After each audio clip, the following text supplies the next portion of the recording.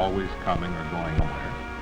There are very few of us who haven't already taken a trip by water, aren't planning to do so, or at least hope to someday. Me, for example, I finally got together enough to take this trip, and it held a special thrill for me. My hobby, you see, is ships and the sea. A strange kind of interest for a complete landlubber of myself, who originally came out of the Middle West. But I guess I've read pretty nearly everything about the shipping industry. Yet it wasn't until I got aboard and out to sea on a quick trip I took that much of what I'd learned began to have real meaning for me. The first thing that struck me was the luxury of our modern passenger liners, the fun and pleasure that's constantly at hand for the seagoing traveler. If anyone is bored, it's his own fault, believe me, for there are people to meet, friends to make, and games to be enjoyed. Every section of the ship, every crew member, is keyed toward the service and amusement of the guests on board. I made a lot of friends while I was on ship and had a lot of fun doing it, and at the same time became convinced that it would certainly be difficult indeed to beat American liners in service, safety, speed, and accommodations. If you're like me, you enjoy swimming. Most modern liners have pools something like this, or above deck, depending on the route they travel. And if you happen to bring the little members of your family along, there's a place for them, too, with trained personnel to take care of them. Although I'd learned a great deal about ships, it obviously is not the same thing as being a guest on one of them. The beautiful accommodations that are available and the luxurious surroundings you find yourself in are something yourself to appreciate fully. Every kind of service is at your fingertips. From my stateroom, for example, I could tell if I wanted to any passing ship, to my office, my home, or in fact to virtually any port in the world. And every kind of service is only as far away as your finger is from the service button.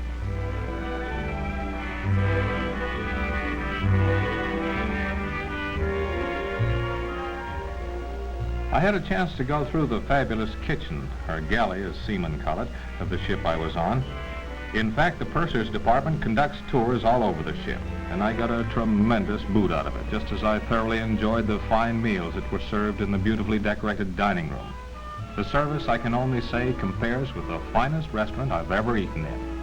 The variety of food on the menu is unbelievable and practically limitless. I may not be a gourmet, but I'd find it hard to believe that food could be prepared so that it could look any more inviting and taste even better than it looks. A good ocean-going liner such as this American vessel can actually be called a traveling hotel, and like any modern hotel, has beautiful foyers and elevator service.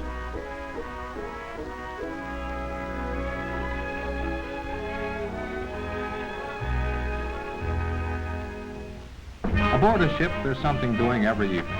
There are movies, games, and dancing. But of all the good times, the most exciting, I think, is the event called the Captain's Dinner.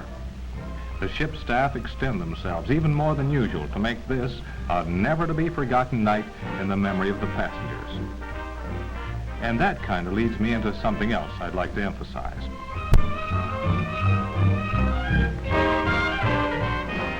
Behind these vast floating mechanisms, these luxurious hotels set up to give one the thrill of a lifetime, are the crew members who make all of this possible.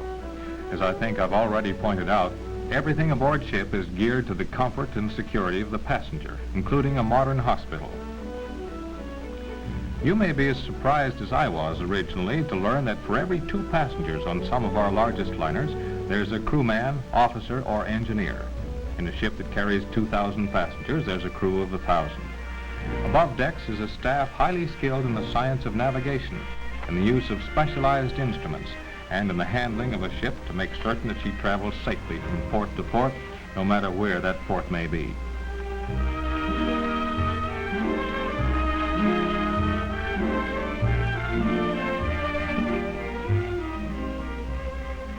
Yes, to maintain and operate a ship, it takes men, skilled men with a great variety of abilities and with long experience in the jobs they hold.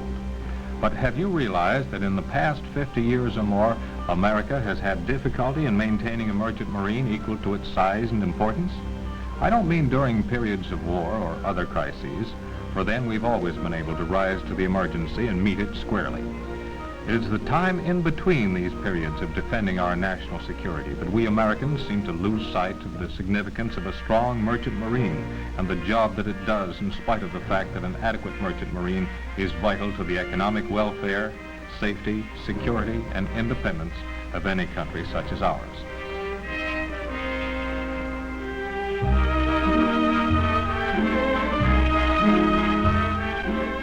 I had an opportunity to talk with Captain John W. Anderson, skipper of the ship I was on. During our conversation, he told me it would be a mistake for us as Americans to permit this fourth arm of our armed services to shrink to a size that's very small indeed when compared with that of other nations. We live in a troubled world. To meet a crisis where and when and if it should arise, we must have men in the design, the building, the maintenance and operation of ships. And that started me thinking about the problem of ships and America. It wasn't always a problem. Shipbuilding and shipping are really America's oldest industries. Our first ship was launched in 1607. Small craft traveling up and down our colonial coastlines were our first and only means of communication. With virtually no roads and only forest trails, ships tied the colonies together. We took advantage of the natural resources we had and became the leader in the field of ocean-going vessels. Our whaling ships traveled around the globe in search of precious cargoes and under the most trying conditions. And the American clipper brought America worldwide fame through its speed and maneuverability. Back in 1819, the Savannah was the first steamship. Later, an American steamer called the Baltic broke the transatlantic speed record in 1852. And in 1953, another American ship set a speed record still unbroken. Yet, in spite of our experience and skill, our shipbuilding industry began to decline in the 1850s, and both World War I and II found us sadly lacking in ships for deep-sea service.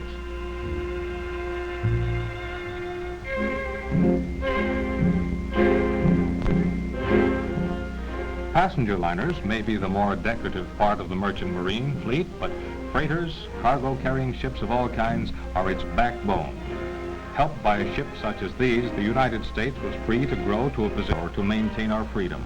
American ships played a major role in freeing us from the yoke of Europe and in welding our sprawling coastal states into a single nation. We lose sight of what it means to us. In world trade, ships are the trucks, trains, and wagon carts that haul finished goods to market and bring back raw materials to make more finished goods. Ocean transportation is a vital link which joins our great industrial power to the rest of the world. It's the connecting link between the manufacturer and the world's marketplaces, between the resources of far-off lands and our material needs. It is obvious that our production line, the greatest in the world, can the greatest productivity in our history. Since we produce more finished products than we consume, the health of our economy is dependent in part on our ability to sell the things we do not use ourselves. Equally important is our ability to bring back to our shores materials that we do not have at all or that we only have in short supply. Just a few items will illustrate what I mean. Materials we produce. For example, tires, oil, tobacco, cotton, machinery, farm equipment, automobiles. Of these materials, we sell in foreign markets this much and consume the rest. This takes ships. There are certain key products which we use more of than we have. Rubber, sugar, cocoa and coffee, tin, and wool. This is what we ourselves have. The rest we must import. America earned $1,100 in the recent year from the sale of products that went abroad. A good percenters, people perhaps like you and me, hold jobs which in some measure depend on our foreign commerce. This takes ships, freighters, cargo vessels, ships that circle the globe, ships that are able to move and are free to move across any sea and any port in the world. It takes ships all right, but we must be assured of trade routes that link us with every foreign land. From our important west coast, one group of trade routes shoots west across the international dateline to Japan, Korea, and China. Another to the Philippines and Indonesia.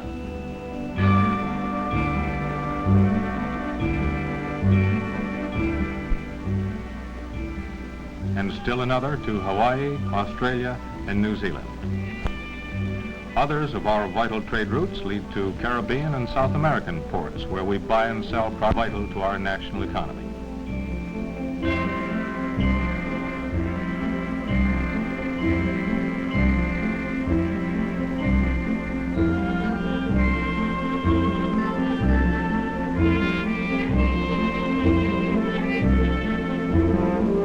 Our oldest sea lanes are those which tie us with the old world. In this region, we have cultural, political, and economic bonds that are as old as our country itself. No route is as well traveled as the North Atlantic sea lanes, probably the busiest on the entire globe today. Africa is fast losing the characteristics that marked it as the dark continent. Today, it's fast becoming the new frontier for trade and commerce and settlement. But foreign commerce takes ships and men to man these ships. Men with the experience and training necessary to do the job and do it well. Ship lines have been required to maintain our police action in Korea.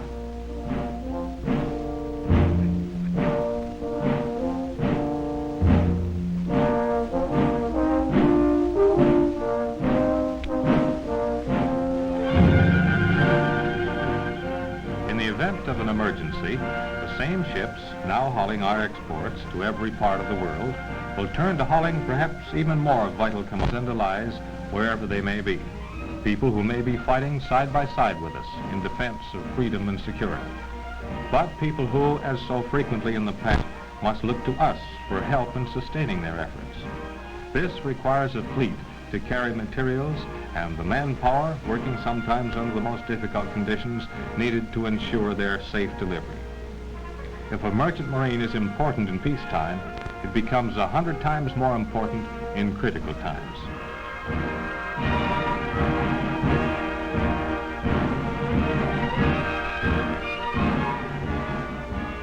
Not only must cargoes going out transportation, but materials coming in must also be assured safe delivery. Commodities that we are short of in peacetime may become critically scarce in times of struggle.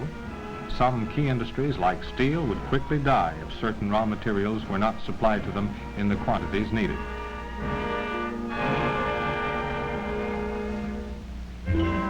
If we need ships to secure our vital lifelines, to help our friends and allies, and to bring back scarce commodities, we need a bridge of ships.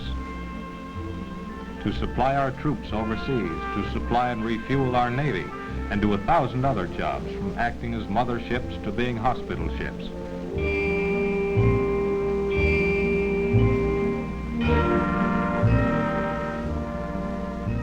In a war, there are never enough trained seafarers, such as engineers or able seamen, skilled navigators or helmsmen, to name only a few.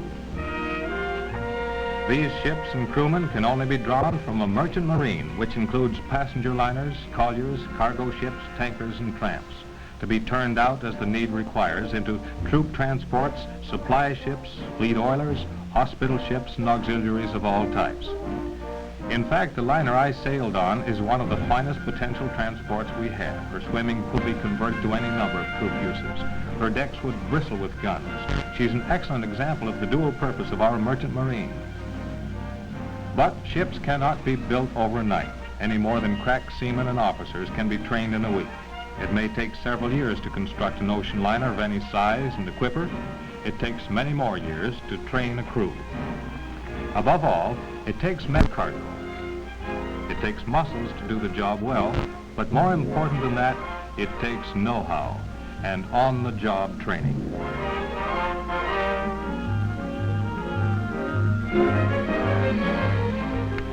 Work aboard a seagoing vessel is never done. There's always something to be taken care of. Meeting the elements at their corrosive worst, a ship must be kept in condition to resist the elements or submit to them meekly as a rust-bitten hulk. Painting a structure normally is not too difficult a job, but have you ever tried it 30 feet above a swaying deck and perched on a tiny seat that gives you the impression it has a will of its own? And the significant thing is that the number of men we can train is directly proportionate to the number of ships we have to train them on. Aboard an ocean-going craft may vary in degree and complexity. The radio operator receives and commits messages, weather and position reports. maintains and repairs his intricate equipment. In emergencies, his help may make the difference between losing and saving a ship, her crew, and cargo. Other personnel aboard a saltwater freighter may include administrative workers such as the purser, who keeps the ship's accounts and handles the crew's. Another may be the chief steward, who's in charge of the living and eating quarters of officers and men. His task is to order supplies, keep a record of these supplies, plan meals, and issue supplies. From the master down, all the navigation officers must be highly skilled professionals. The master's or captain's experience gained over long years at sea makes him the most important man on any vessel. He has complete responsibility for its safe navigation and operation, and is required to make a complete daily inspection of his craft. He's even medical assistance to sick or injured officers or crew. More than with the help of his radio operator and the doctor ashore, has performed a successful emergency operation at sea. It is quite possible for a ship's crewman to start from the bottom and work his way up, but the increase in required knowledge of the science of navigation and complex navigational instruments has made the task more difficult. Many men try self-study or take correspondence courses even while at sea. But many of the officers on our merchant ships today are graduates of the United States Merchant Marine Academy at Kings Point, Long Island, to the Navy's Annapolis. Kings Point men are in great demand, as are the graduates from the 4 state Merchant Marine Academies in California, Maine, Massachusetts, and New York.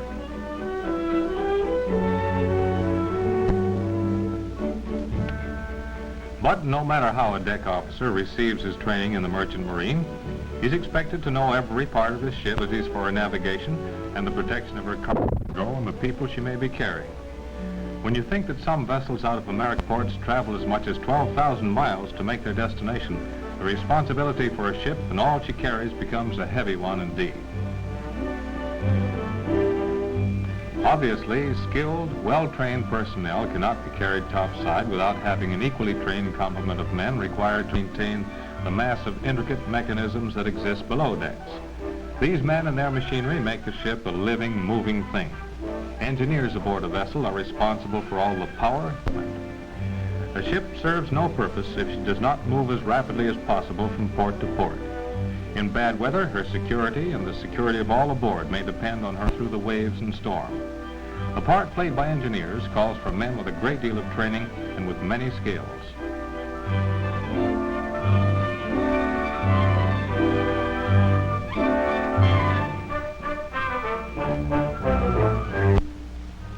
With its technological leadership over the rest of the world, one would hardly think that America would have difficulty in building or maintaining a merchant marine. And yet it has, principally, as I understand it, because of the difficulty we encounter in meeting foreign competition on the high seas. A difficulty based in part on differences between their standard of living and ours. For one thing, American seamen are fed better than seamen on any foreign vessel. Food costs on such foreign vessels can be other costs on ours. The result of this kind of cost differential can make a difference between effective and non-effective competition.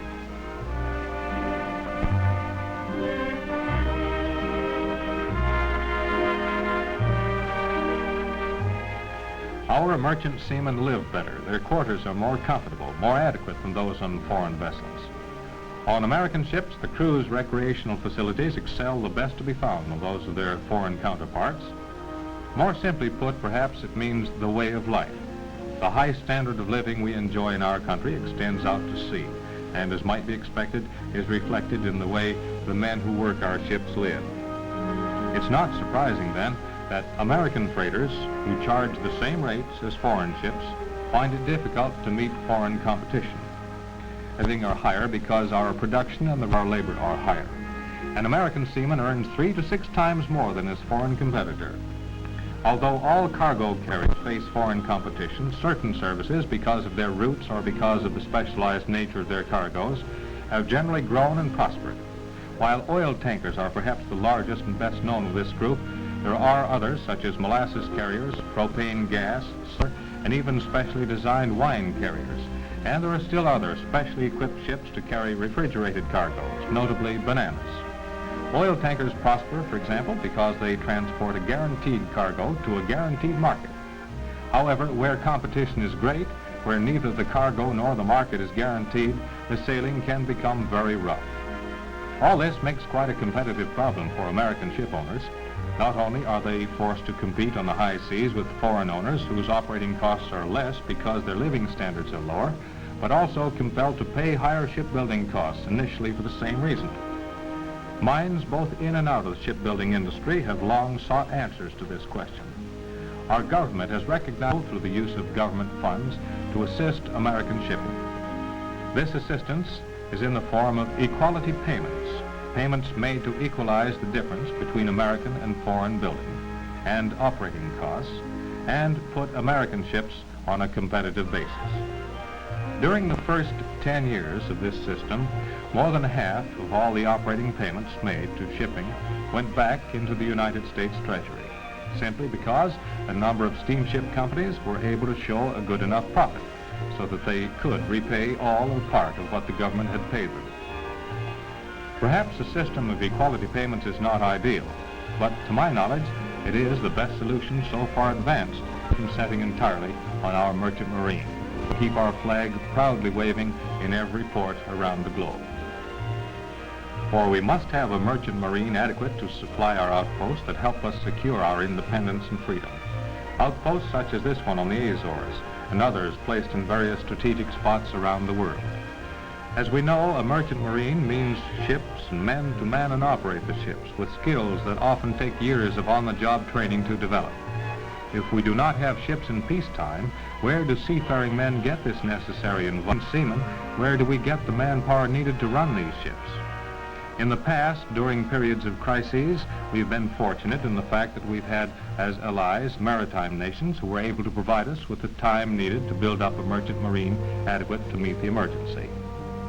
With the complete global character of war, with the introduction of new and deadlier weapons, we may not ever again have that luxury of time.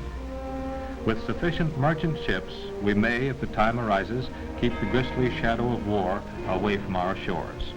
Without them, experience has shown, wars cannot be won. 8 American freighters from one company alone took part in the Incheon invasion in the early days of Korea. Hundreds of American vessels in the science and art of naval architecture to place the idea down on paper. Tested ideas which come not alone out of textbooks, but from the most exacting test of all, that of actual practice. Without ships to design and build, naval architects cannot hope to get this practice and continue to design, as they have to this date, the fastest, safest, strongest ships afloat. During World War II, the number of major shipyards building ships for defense grew to 43. Today, there are less than a dozen. During this same period, over 1 million men went to work in these shipyards. Today, there are in all only about 70,000. We built up our strength, but we paid for it, if you remember, in money, ships, and lives.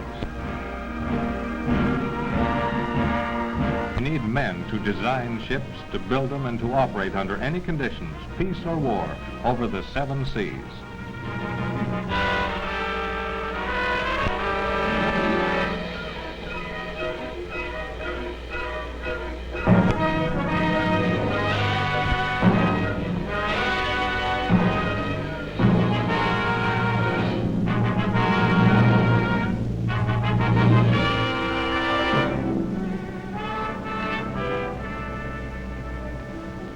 And bring them safely home over water that is free, to a land that is just as free.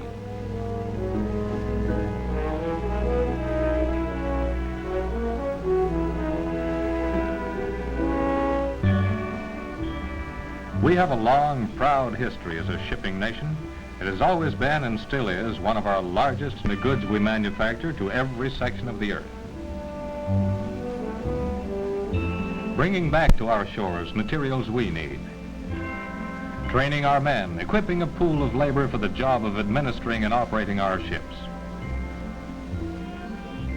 as well as in the repairing, designing, and building of new ships. Liners, cargo ships, tankers, to replace those ships that are becoming obsolete all the time.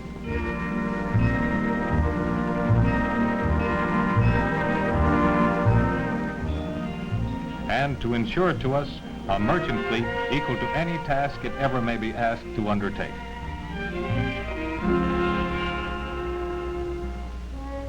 It is something for all of us to think about, to decide how this is to be accomplished.